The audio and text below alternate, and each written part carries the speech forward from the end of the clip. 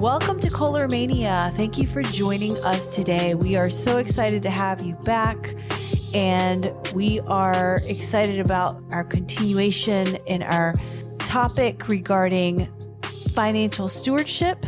I am Tanya. And I'm Michael.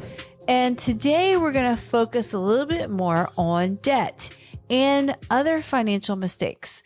A lot of times we grow up as younger adults and we really don't have a solid foundation on the use of credit cards and debts and things like that. And we want to encourage you guys today and talk a little bit about that so that we as adults and parents can model that for our children and also teach our children best practices so that we can be good stewards of what God has given us. Yeah, and we're trying to take this topic in kind of in order of importance. The first important is the tithe, to make sure we're giving our best and first fruits to the Lord, and that we're doing that ourselves, and we're teaching that to our children, and we're modeling that for our children.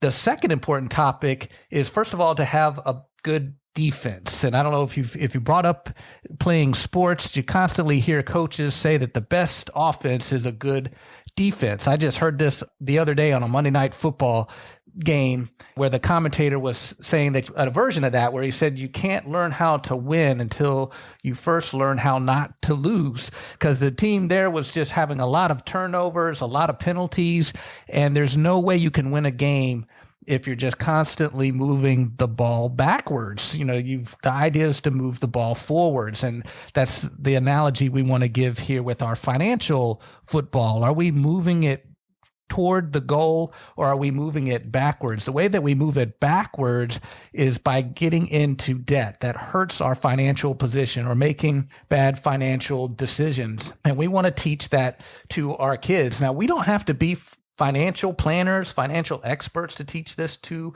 our kids. We say it's very helpful to take a Dave Ramsey course so that we have at least some type of foundation that we can then teach to our children. But our finances don't have to be perfect.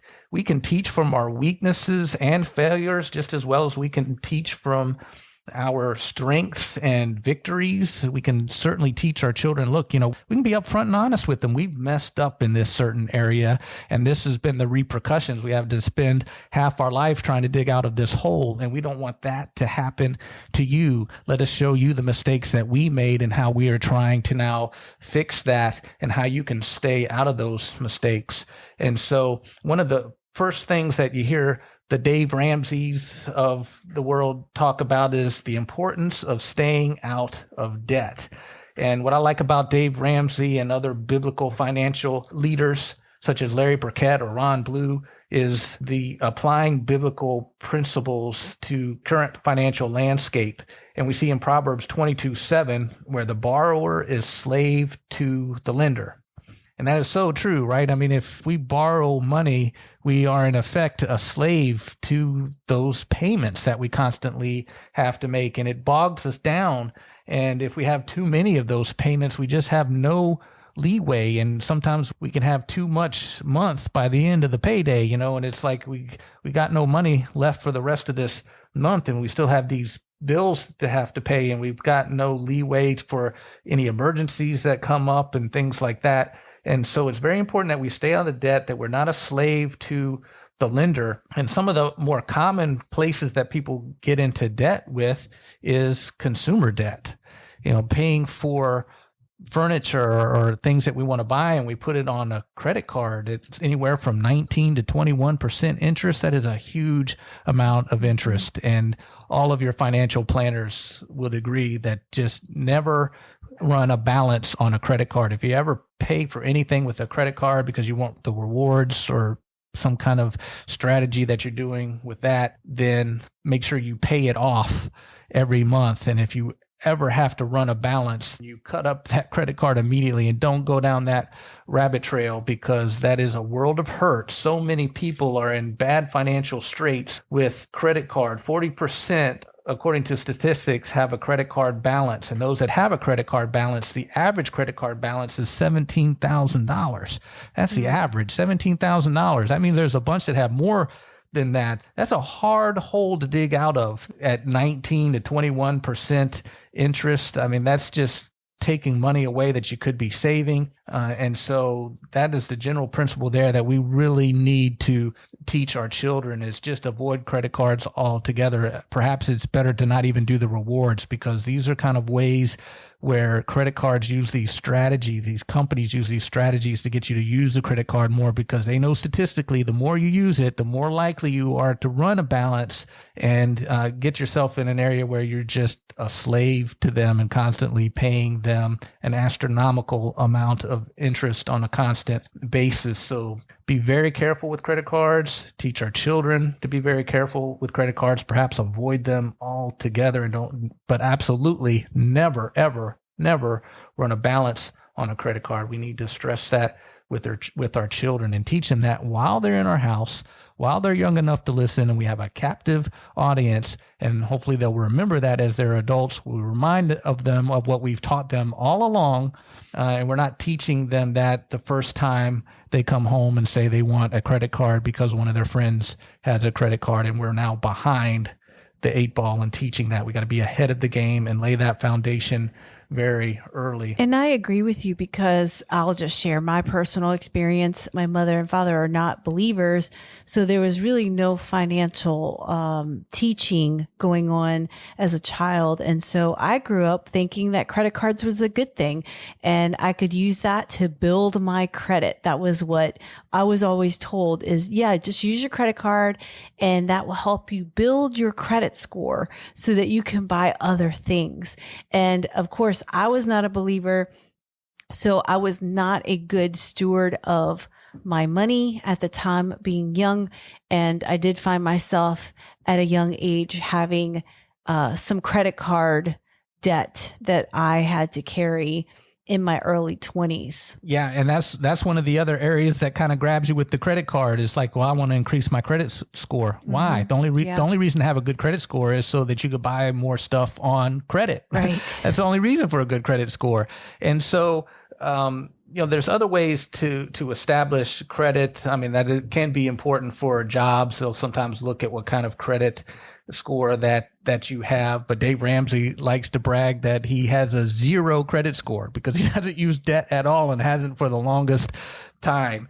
And so if you don't borrow anything, you're going to have an absolute 0 credit score. And he said he's done perfectly fine because he never has to borrow any money. But certainly, if you want to use a credit card as a strategy, perhaps. I mean, Dave Ramsey would balk at using that as a strategy just to establish a credit score. If you always pay it off, pay it off at the end of the month, never run a balance. The second you run a balance, rip that credit card up and never go back, never look at it ever again, because you do not want to go down. That has ruined many a financial house, this credit card debt. It's such a huge problem. That's why most financial planners say don't have anything to do with credit cards. Don't be lured in by rewards and establishing credit scores and things like that, because that's what grabs you. And most people, it just runs away from them. Yeah. And I've heard of people actually secretly keeping that from their spouse. And then next thing you know, it explodes, and then they end up having so much debt and the other spouse feels betrayed. It's really important for the credit cards to be well known. Like if a credit card is being used, the whole family is aware of it. There's no secrets here between families. And I just think that it's important to understand how much debt can ruin us because we're a slave. Just like what you said with Proverbs, it makes us a slave to have to pay and work harder and harder. And we can't use the money that God intended for us to have, that he has given us directly to use for others. Yes. And you never know how well your child is going to do with a credit card as you just hand them a credit card. Better monitor that very carefully if you do that, and make sure that you see their credit card statement, have some kind of app that lets you see whatever spending they do with that credit card. I don't think most financial planners, certainly Dave Ramsey, would not recommend that as a teaching tool for children whatsoever. We just do not want to teach them the concept of just borrowing money to buy things. That tends to be where we are with society, is when we want something, the question is, how do I just pay for it? If I don't have the cash, how do I finance it? And we just immediately go to that paradigm, that way of thinking. And we need to flip that script. We need to teach our children to not think that way. We need to have them think more like, how can I save up for this? So then I am not paying way more for this item because it's accumulating interest than if I would have saved up for it and I'm getting the interest while saving for it and paying actually less for the item. That's where we want to have their thinking be, and not immediately going to, how can I borrow money in order to buy this? And I love the example that we have when we go to Costco, right? It's like our favorite place. And our daughter, we talked about in our previous podcast regarding tithing, our daughter tithes her money that she gets on a weekly basis, and she has a certain amount that she puts for saving and a certain amount for spending. And I love it when we go to Costco.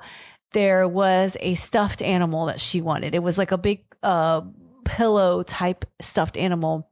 And it was more than what she had. And she was like, but mommy, you can buy this for me. I'm like, no, that is your money. You need to make that purchase. So you need to save up for it. And it was like a hard lesson every single week because she wasn't earning a lot, but it could be easy for us as parents to just go ahead and buy it. But that's not teaching the lesson here. And she basically had to save for like 3 or 4 weeks. And then once she had the money, it was so exciting that she saved her own money and she bought this pillow. And it was a great teaching moment because we left at a Costco many times with her crying, and we're having to explain to her, well, you don't have the money and I can't give it to you. Like, you have to be able to earn this money, save it, and then buy what it is that you were looking to purchase. Yeah, and the important lessons we're teaching her is that, it's okay to have things. We have a jar for tithing. We have a jar also for saving for the future. We're saving for a college right off the bat, getting her to think long-term already, to save for long-term purchases and important things like education. And we also have a jar for spending. This is just to have fun and spend it. We'll get into that a little bit more later, but it's important to teach that to our children, that God wants us to have good things. It's okay to have fun and spend and enjoy life. And we want to teach our children that as well. We just want to make sure that we don't let these things have us. It's okay to have things, just don't let them have you. We don't want to be slave to a lender because we've borrowed in order to have these things. And now our finances are strapped. We're in a hole. We're struggling to pay all these payments for these different things, and we can't pay it off. And we come to the realization how later on in life, how bad this debt is really just hampering what we want to do. And now we're spending half our life trying to dig ourselves out of a hole. Many people have been there. We got to get our kids on a good footing. Don't go there to begin with. Don't be thinking, how can I finance this? Always be thinking, how can I save up for that? And that includes cars. That's one of the biggest things that purchases that people tend to put on some kind of a loan. But what about the thinking of, why don't we save up for a car that I could put down cash for? It doesn't have to be an expensive car. Doesn't even have to be new. It can still be nice. There's a lot of really nice used cars that we can save up for and then put down cash for. And of course, others may respond, well, I just lease my car. We'll just teach them to lease it. Well, Dave Ramsey talks about leasing cars. He calls it fleecing cars. It is way more expensive mathematically to lease a car than it is to even finance it. Of course, the cheapest way is to save up for it, get all the interest yourself, and actually pay less for the car. But leasing is one of the worst things that can be done. Car companies make most of their money on leasing cars, as well as the dealership having people send their cars to the dealer in order to get repaired at a markup. They don't really make much money on selling new cars. The reason they sell new cars is so that you take them to their shop and get them repaired. And on leasing cars, there's just a lot of traps in there, and Dave Ramsey calls it fleecing. So don't get fleeced by leasing cars either. Another is a house. We just naturally think that we're going to go into a mortgage and pay for a house. And as expensive as houses are, that might be the case. But there are plenty of people with modest means that actually put down cash for a house. It can be done. People can save up for a house. But even Dave Ramsey allows to finance a house. But what he recommends is that you may have to rent for a while if you can't afford it yet. Don't push a child into, you got to buy a house. It's the American dream. Go right into it when they can't really afford it yet. Make sure one can afford it, and make sure that the mortgage is no more than 1/4 of one's take home pay. So whatever their take home pay, the mortgage is not more than 1/4 of that on a 15-year fixed, so that you're getting out of that mortgage within 15 years. So the least amount of time as possible. And if you could put down extra on that, just putting down $100 a month extra would be like putting down an extra mortgage payment in a year. It's amazing mathematically what that means to how much you really save in the end as far as interest. Just that way of thinking, to either save up for a house and put down cash, or to borrow as least amount as possible with that 15-year fixed and no more than 1/4 of one's take-home pay on that, so that many people bog down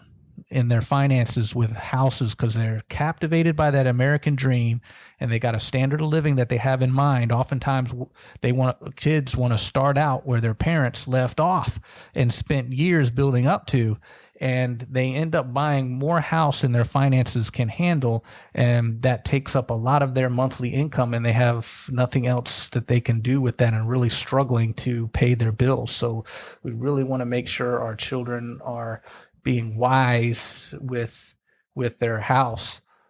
Another real big area that people get in a hole in is with school, paying for student loans. We almost automatically think, how are we going to finance school? How do we set up ourselves to be able to borrow money for school? That's how most people think. But like the Dave Ramseys of the world say, we need to stop thinking that way. Student loans there's a lot in the news about how so many people, their finances are really strapped by these huge student loan payments that they're probably going to spend the rest of their lives trying to pay off. It's just astronomical. The average student loan is $50,000. That's the average, and there's so many people coming out today with degrees that are not helping them find a job in their field of work, and they're way underpaid for the amount of loan that they have, and they're not majoring in degrees that give them marketable skills. They're majoring in pottery or something, or they're majoring in history when they don't have any plans of teaching history or anything. They just like history. And we've got to have our children start to think a little differently towards college. What skill are you getting out of this, and how much money do we want to spend? And how about saving up for college rather than immediately going towards student loans? We've got to change our thinking, because we're starting off in a hole that is so hard to dig out of, and it really hampers what we can do for the kingdom. Ain't no way we're turning 1 into 2, 2 into 4, and 5 into 10, as the parable of the talents says, because we're too busy just being slave to the lender and paying off all this debt that we're trying to get out from under. So very important if we can get our kids thinking biblically as far as debt, and try to avoid it as much as possible and not be strapped from it. And if we can teach them that and not have them learn that the hard way as they first get out on their own, and they're like, oh, wow, I'm on my own. I can pay things with credit cards, and I can finance my car, and I can get this real house, big house. And people seem to just be throwing money at me, and this is awesome. I get to have all these things. And before they know it, they just, whoa, I'm having trouble making payments monthly on this, and the debt just keeps growing and growing. And how do I get out from under this? I'm not able to travel. I'm not able to tithe. I'm not able to give generously to people that need it. I'm not able to do all these biblical mandates because I am just too strapped down with paying off debt. And school loans have a very high interest rate, anywhere from 6 to 9%. Instead of being able to invest in some kind of investment that can earn that much, you're having to give all that interest to a student loan payment. And as it stands now, you can't get out of a student loan payment with bankruptcy. It's going to be with you forever, no matter what. And you're always going to have to pay that off. It's going to be hanging over your head if it takes your whole life. And you just hear horror stories of people being in $100,000 worth of debt, or in student loans, or even more, and they've got a job that pays $30,000 a year. When are they ever going to pay that off? They're going to spend their whole life trying to pay that off. And we've got to be thinking more wisely when it comes to debt. Other areas that cause us to have a very bad defense and dig ourselves into a hole is just making very bad financial decisions. We already mentioned about leasing cars that Dave Ramsey talks about. It's so bad he calls it fleecing cars, or payday loans and title loans. Those are loans that people usually get because they're desperate and they need money right now to pay for something. And so they go to these title loans or payday loans at astronomical interest. I don't even know how they're legal. And they're totally slave to those lenders, never pay it off until perhaps they lose their car and they come and repossess their car. These guys are sharks. We don't want to contribute to them whatsoever. So we definitely want to teach our children to avoid things like that as far as title loans and payday loans. Another area is timeshares. Dave Ramsey especially has nothing good to say about timeshares. I mean, man, if you listen to any of his stuff, he just lambasts them. He says there's some that are good, that are at least reputable, like Disney timeshares are said to be okay. They're at least reputable. But there's so much in the timeshare industry that they're just flat out crooks. And they kind of almost scam people into thinking they're getting one thing, but not realizing what they're getting locked into. And you can't sell them. You can't get out of them. And it's just financially a lot better to just save up for a vacation and go where you want than to get locked into a timeshare and what's available with the timeshare and what's not. And it's way more expensive in the long run with the timeshare than if you just save for yourself. So avoid timeshares, avoid going to those talks with the high-priced salesmen that have all the sales techniques down and you get the free night somewhere. I mean, if you're really disciplined, there's some disciplined people out there that go on a lot of weekend vacations to these timeshare talks and they have the discipline to always say no. And you got to have the discipline to be able to walk out because some of these timeshares, they won't let you leave. This 30-minute talk that they talk about ends up being several hours and people feel trapped into just giving in order to get out of there. And they don't have the determination within them to just get up and walk away and be rude and saying, I'm leaving. This was supposed to be 30 minutes. I said no, and I'm out. And so there's a lot of high pressure sales techniques that go on with these, and they don't always live up to their promises. And all of them end up costing more than just saving up on your own. So teach our children some wisdom about some of these financial mistakes that can happen about leasing cars and payday loans and timeshares. I mean, we ourselves may know, yeah, these are bad. We're going to avoid those. But to our children, if they're new to this world, if they've never been taught this, we've got to let them know about that. So that's the first rule, is have that good defense. The best offense is a good defense. We can't learn how to win until we first learn how not to lose. We got to stop having penalties and doing turnovers that move the ball backwards. The whole point is the parable of the talents. Our goal is to move the football towards the goal, to turn 1 into 2, 2 into 4, 5 into 10. That's what God wants us to do, to get a return on his investment and to have these resources for the kingdom. He does not want us to be a slave to our finances. The borrower is slave to the lender. He does not want us to be in bondage to a lender. He wants us to be bondservants for him and for his kingdom, and be able to go on a mission trip, to be able to even give up houses and homes and be a missionary in Africa if that's what he's calling us to do. But we can't do that if we're bogged down in debt and we owe all this money. We can't just pick up and leave and live on no income in Africa when we got all these financial responsibilities that we're enslaved to. So we've got to make sure that our children don't spend half their lives trying to dig themselves out of a hole. If that has happened to us, then we teach from what happened to us and teach our children how to avoid that and to live by biblical principles, and how we're trying now to get our financial house in order. Don't just avoid the topic because you might feel that you've failed in this area. We still have an obligation to disciple our children, not only from our strengths and victories, but also from our weaknesses and failures, to have them avoid some of the weaknesses and failures that happen with us. And that's a very important part of being a good steward, is first stay out of a financial hole. Don't start off as a young college student or first starting out in their career and just start spending wildly and find yourself in a huge financial hole that you spend the rest of your life digging out of. This is great information, such great biblical advice that we must not be a slave to the lender. And the Lord wants us to be stewards of what he has given us. And it is important for us to keep that in mind with everything that we have. And especially with debt, we don't want that. How can we give to others? How can we expand the kingdom of God when we're pretty much focused on our own self because we're trying to get out of a financial hole that we put ourselves into? So we need wisdom and discernment. And this brings us to the end of this podcast regarding financial stewardship, part 2, debt and other financial mistakes. Is there additional topics that we're going to cover in the upcoming podcasts?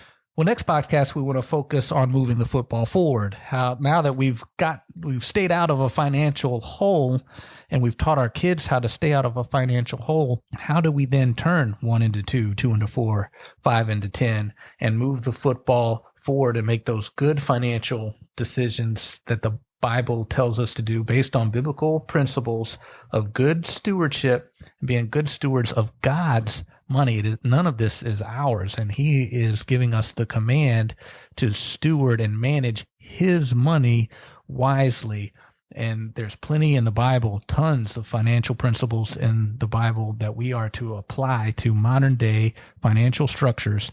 And we'll look at that more next time. That's awesome. And I hope that you continue to join us as we go through this series of financial stewardship.